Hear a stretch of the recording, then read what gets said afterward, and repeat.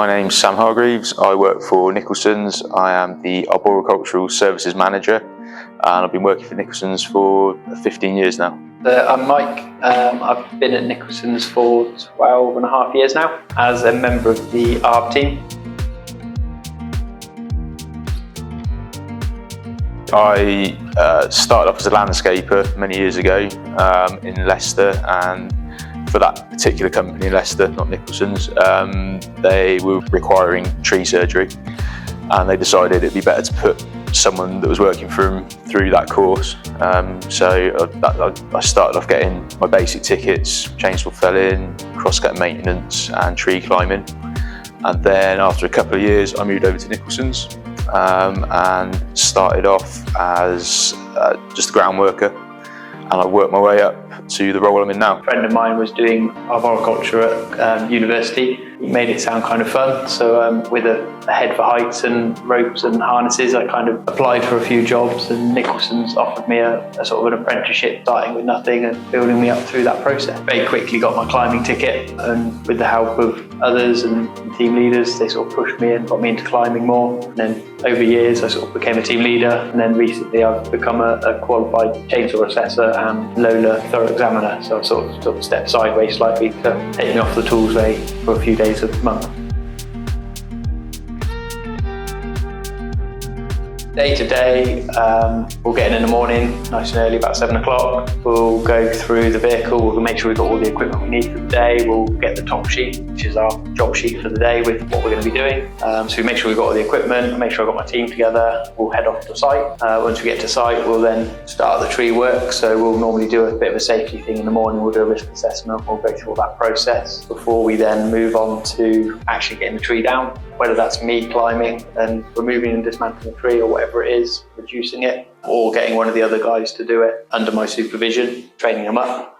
And then, we'll just obviously work through the job, and then end of the day, we'll sort of head back and get on with it. Alongside that, I'll also sort of be ordering up equipment for the team, looking after all the sort of checks that we have to do weekly and making sure they're happening, and sort of trying to keep on top of the health and safety side of it. Make sure everyone comes back at the end of the day with all their fingers and toes. Nowadays, I'm very much on the managerial role, so it's rare that I'm out on the tools now. So my job is to manage the guys day to day, so scheduling the work, quoting the work, pricing the work, winning the work. I also have a role as managing the ARB consultancy as well. So the guys that are doing the tree surveys, doing the consultancy work, so the professional sort of tree inspections, giving all the professional advice to clients.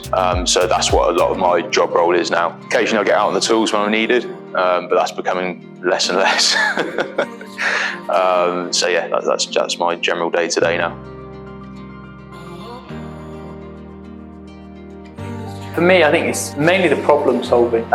Certainly the outdoor work. I love being outdoors. I don't sit down well and spend lots of time sat down, so I like to be physical and moving around and having to sort of come up with solutions on how we get a tree down, or how we sort of go through a process to complete the job we've been given. When I first started out into tree surgery, I wasn't even really aware that tree surgery was actually a job, and people did that for a living, climb trees with chainsaws, ropes and harnesses.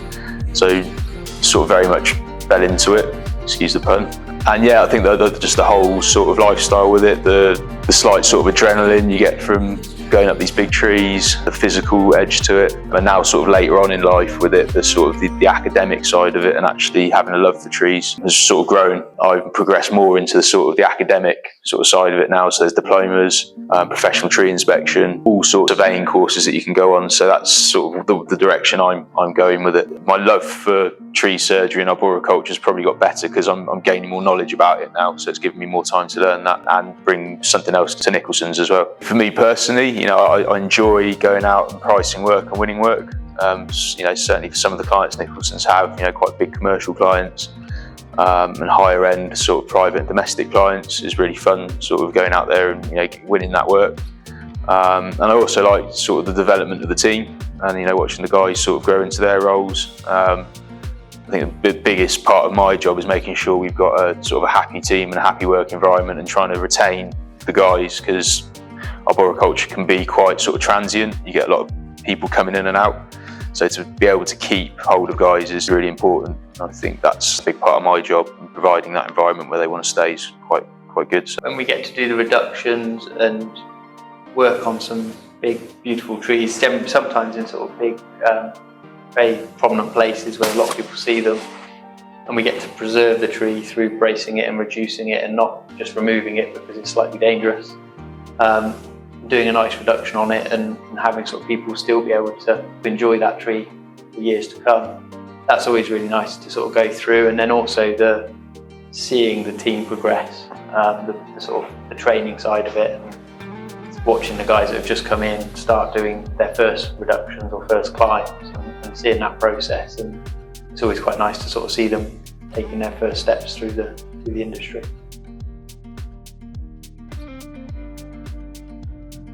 When I first started Arb, I did a very short practical course in arboriculture, and there wasn't much sort of theory behind it. But I think these new sort of courses that are coming out where there's more of an academic base is very helpful. So I think traditionally guys have got into tree surgery and arboriculture, cutting down trees, climbing trees for the sort of the fun and the theory gets very much sort of sidelined until later on in life, and it should probably be the other way around. People should have more of a knowledge before they get into it, just for the benefit of the trees more than anything. So yeah, having a love for the job is definitely key, and enjoying a physical lifestyle as well, because it is very physical. And that, yeah, it's a thirst for knowledge as well, because there's a lot of knowledge involved and learning. I would say tree identity is really important. A lot of our guys have always struggled with, and certainly I did when I started, was learning your trees, learning the biology of them, and also the funguses and diseases, the pests and stuff that also get associated with that, so that you've got a better understanding of the trees in the first place, to then have a better understanding of what we need to do to the trees. It's quite an easy one to get involved in the physical side of it and not think about the actual theoretical side of it and why we're doing this or learning all those parts to it. So I think that's sort of something I'd always push people towards early on, is actually learning the biology and sort of tree names and identities.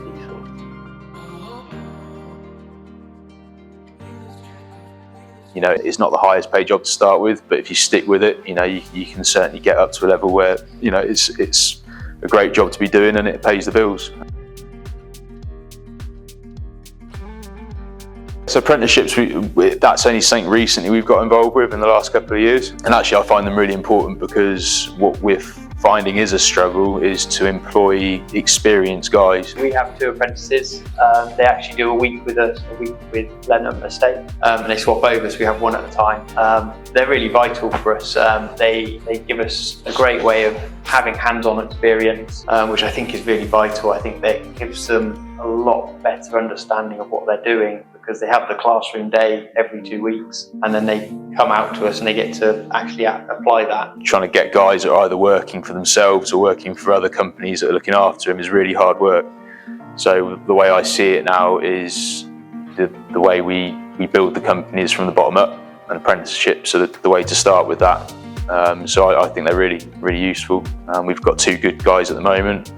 Hopefully we'll offer them a job by Christmas, and then after that we bring in some more trainees and they get pumped up through promotion, and we just keep it rolling like that. So they do a lot of qualifications through college, and yet they've still got that applied aspect to it. So they're not just simply got a qualification in climbing and only ever climbed on the course. They've actually been climbing or working with chainsaws actually on the site under supervision, and it's always been really good. That's the sort of the key at the moment, I think, especially with Nicholsons. It's a company that's got a lot to offer, and it's hard to bring someone in and show someone what they've got to offer. It's easier to have someone start from the bottom and learn it as they come through. It just means the industry is only ever getting better, because we've got people that actually know what they want to do and know how to do it, as opposed to having very untrained people that have just gone and bought a chainsaw and decided to give it a go. I think it only pushes the industry in the right direction.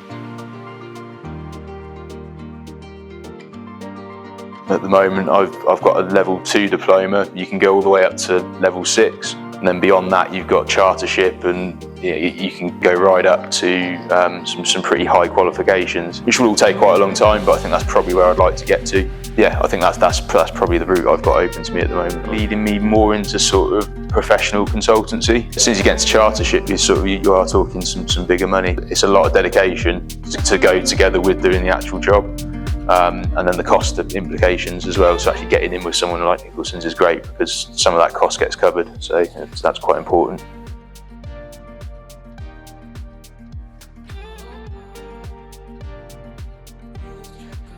village.